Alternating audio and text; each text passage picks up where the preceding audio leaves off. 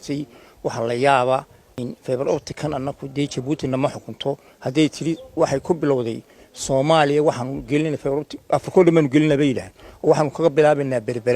berbera ayaan kaga bilaabaynaa oo Soomaaliya muqdisho ku xigsiinina Nairobi Mombasa ilaa South Africa halkaas ku gelinayna horta waxaan u sheegnay Djibouti in la yiraahdo annaka Soomaaliland haddana Soomaaliland hayna fiber optic-kan markaan baas kareynay uu noogu jiraa Djibouti buu kaymo waa shirkad baa la siiyay waan baarlamaanka la siiyay waxa la soo mariyay Djibouti intaas oo dhan la soo mariyay marka waxaan leenahay annaka Soomaaliland ma la hadii in ka qaldan tahay hal ugu dhaarso Soomaaliland inta qaran jira oo jiri doona insha Allah bismillaah kariim oo caalan leh oo madaxweyne leh oo wax walba leh oo aan Djibouti laga maamulo ayaan leenahay marka walaal waxaan ku leenahay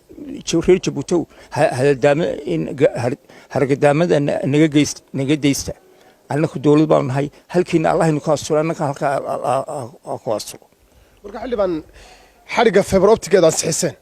ma shirkad kaliya oo hadda taynu ognahay ee Soomaaliland ka shaqeysa oo kaliya ayaa loo xiray sanadada loo xiray shirkadaasi aad baarlamaankiina saxiseen waa intee shirkad qura loo xiray 15 sanadood baan 10 baa tagay 15 baa harsan taabade qalad iyo saxab si loo wansixay oo loo ansixiyay marka waxaan leenahay imika hadaa leedin shirkadii baarlamaanku ansixiyaha laga qaado hal la mariyo in muqdisho la mariyo Soomaaliya aan ugu darsan yeeli meeyna baan leenahay